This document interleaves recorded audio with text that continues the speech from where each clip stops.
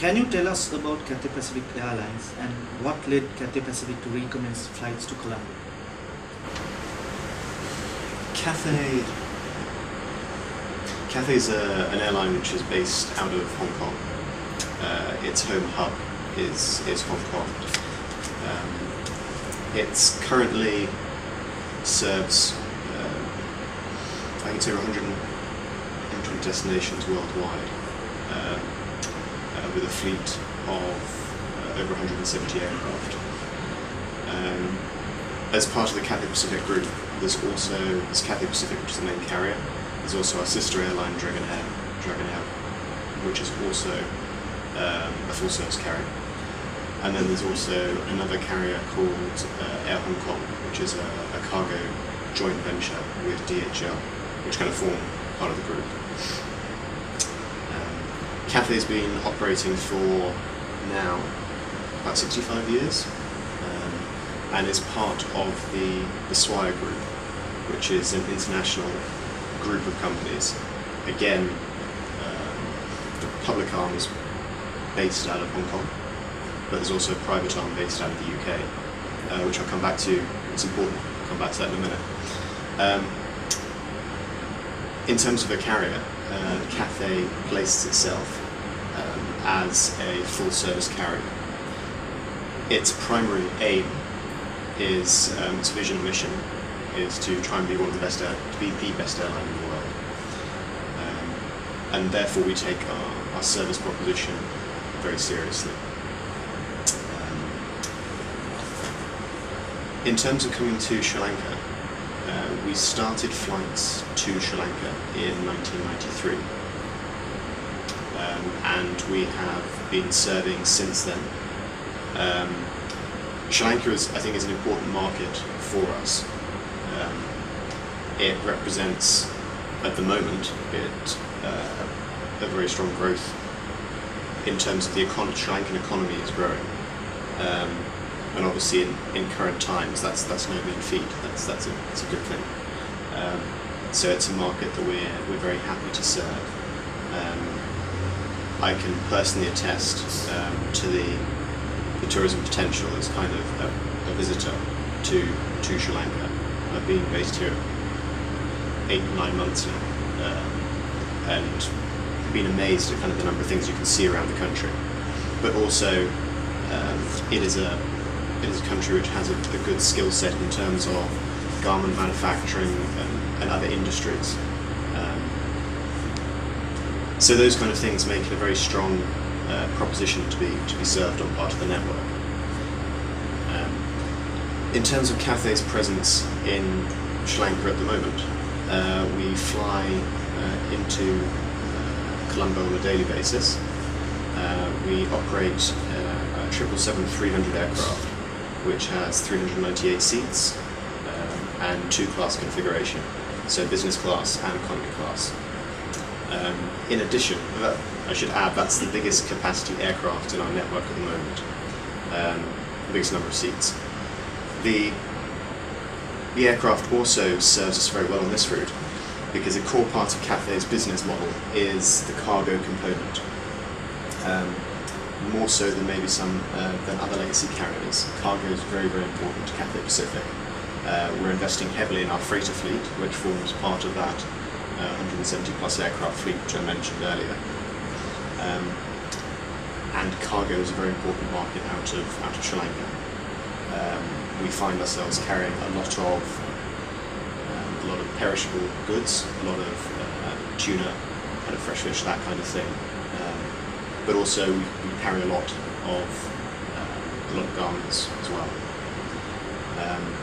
Our flights coming out of Colombo, 3 flights per week go via Bangkok, and 4 flights a week go via Singapore. All of the flights then get into Hong Kong around midday, which then provides good connections through to North America. Cathay's very fortunate in where Hong Kong is geographically situated, in that with current generation aircraft you can fly non-stop to a lot of the big cities, a lot of the major destinations in the US. Hence we have, for example, San Francisco, LA, New York, Chicago has recently come online. And then obviously in Canada we have Vancouver and Toronto, all served with non-stop services from Hong Kong. We're fortunate that we're far enough east to be able to do that on a non-stop basis. And in addition, we have Dragonair is very much a specialist up into China. I think being as a natural gateway for China, Hong Kong and Cathay is very fortunately placed to feed off the growth that's happening in the Chinese market as well. And what we're able to see is that I know there's been a great emphasis put on tourism growing in Sri Lanka in terms of inbound mainland Chinese tourists, and I'm sure Cathay and the Dragonair network, which serve I think it's 18 destinations and growing within mainland China, will be able to serve and help with that very well. In addition, obviously, to serving the outbound needs of Sri Lanka. What is your perception of the opportunities available imposed for Sri Lanka, and how has the surge in the arrival of tourists into the country affected the bottom line of your Colombo operations? I think in terms of opportunities, I say that when I came here, I thought I was very fortunate to be coming at the time I am, because it should be a very exciting time for the country. In terms of opportunity to kind of concentrate on building up infrastructure and things like that, we're seeing that's happening with the highway down to Galle and other things coming up across the country, and that's something which I think is an example of the opportunities that are here. As well, you're hearing a lot of investment coming in, the Shangri-La property, for example, and it's great to see more hotels coming in as well to cater for the increase in tourism, which I'm sure we are going to see. I'm sure we must see, given kind of the potential, which I think Sri Lanka has generally in terms of it covers so many areas. It covers kind of a cultural aspect, it covers a wildlife aspect, it covers a nature aspect. On top of all of that, Sri Lankans are genuinely very friendly people as well, and that so the country lends itself so naturally, I think, to tourism. So with the infrastructure and everything else coming into place, and I think that's it's just going to encourage more growth. In terms of impact to Cathay, I think it's great to see that growth, and I think in terms of now hearing the focus, for example, from the Ministry of Tourism on bringing in visitors from mainland China, as well as the other markets, kind of, which are also very important to Sri Lanka. I think that provides great opportunity for Cathay kind of going forward in the future. It cements the importance of having it on the network. And I think another example is recognised kind of by international community as Sri Lankan airlines joining One World, which again is great, because it's going to provide increased connectivity kind of around the area and to the alliance as a whole. How do you expect Sri Lanka's aviation sector to perform in 2012 and beyond? I think it's a very good question. If I knew that, well, I don't know where I'd be. But yeah, and I think it's going to be a very tough year in worldwide for aviation. We're hearing a lot of airlines kind of having potential, trying to downsize their workforce. And at the end of last year, kind of the financial results which came out all came with a fairly hefty hit, kind of bringing it down. And Cathay is kind of no exception to that. We had last year was down the year before. We had a number of exceptional items as well the year before, which kind of also made the difference. I think there are several critical parts to it. The fuel price is obviously one area, which when you've got something on your profit and loss statement which is going to be, we're talking 30-40% of your costs, then when that then increases 30-40% and is sustained at that level, which is a difference from what we saw in 2008, where we saw a spike, but it then dropped back down. So the average over the year was lower than what we're seeing last year and this year. That makes a huge difference. I think it puts pressure on on airlines to modernise their fleets, which has the upshot of obviously being good for the environment as well.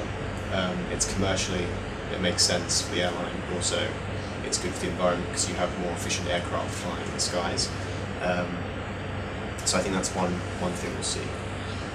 I think in terms of what it means for Sri Lanka, I think it's a very good question. I think what we've seen, again from Cathay's point of view, what we've seen locally is, although we've been very cautious about our long haul, and we've in fact reduced some frequencies, where we've had multiple frequencies a day, for example, on our ultra long hauls, so that we can free up again the more modern aircraft in the fleet to accelerate the retirement of the older aircraft and still serve the network, keep the network together. While we've been doing that on one hand, regionally we have been strengthening the regional network, and we have been able to bring a number of ports online which were offline earlier, as well as add new ports in the region. So I think what we're seeing is regionally we're doing what we can to keep the network growing, but at the same time being conscious of kind of commitments. From a Cathay side as well, this is a big year for us, and we have 19 aircraft being delivered this year, which I'm sure I'm right in saying is the largest number of aircraft we've had delivered in any year. So having that many new aircraft gives us opportunities to keep things developing. Do you think the Sri Lankan market is saturated? And if so, how do you hope to increase your share in this market? I think we've seen a lot of capacity come in, certainly, in the last few years. But I think it's the positive we can take from it is that the inbound market is growing. As we see the tourism numbers, I know it's expected to peak over 1 million this year, and we had a very strong, I think, first quarter as well. I think in terms of outbound, we see that growth as well. Certainly, in terms of BSP figures, for example, we've seen in the last few months we've seen that growing, which means the market through that, which is being measured through that channel, is growing as well. So I think the main focus is that we look to the growth to meet up to that capacity. It's a good thing for the consumer to have the capacity in the market, because I think Hong Kong's strength has been as a very free economy, a free market, and so when you have competition, I think that's a good thing.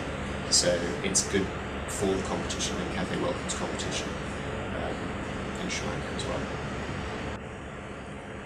A number of other airlines have ventured into Colombo.